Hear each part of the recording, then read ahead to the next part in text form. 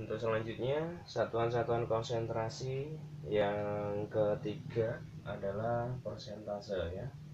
Yang ketiga adalah persentase,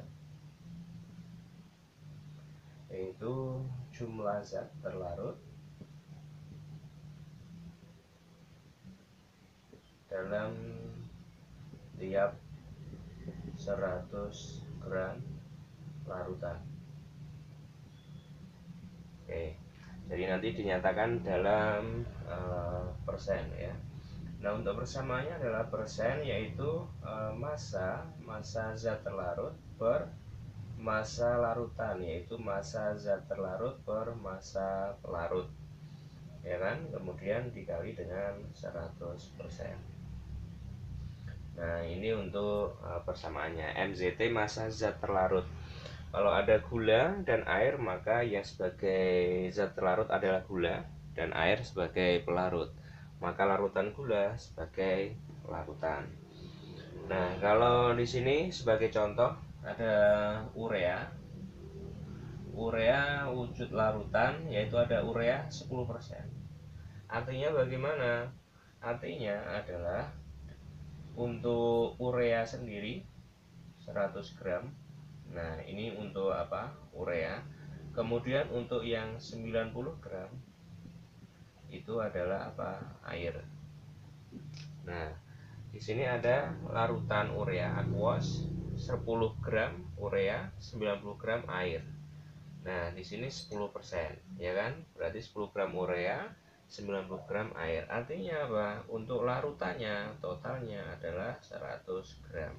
Nah, totalnya 10 tambah 90 100 untuk larutan dikali 100%.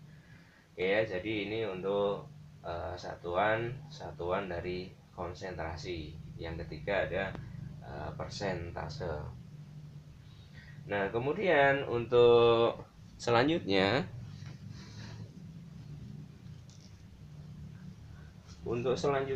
di sini ada fraksi mol. Nah, ada fraksi mol atau biasa disimbolkan dengan X. Nah, fraksi mol itu apa? Yaitu perbandingan jumlah zat terlarut dengan larutan, atau zat terlarut dengan larutan atau jumlah zat pelarut dengan larutan. Oke. Ada zat terlarut ya. Kemudian ada pelarut dengan larutan. Nah, kalau kita buat persamaannya,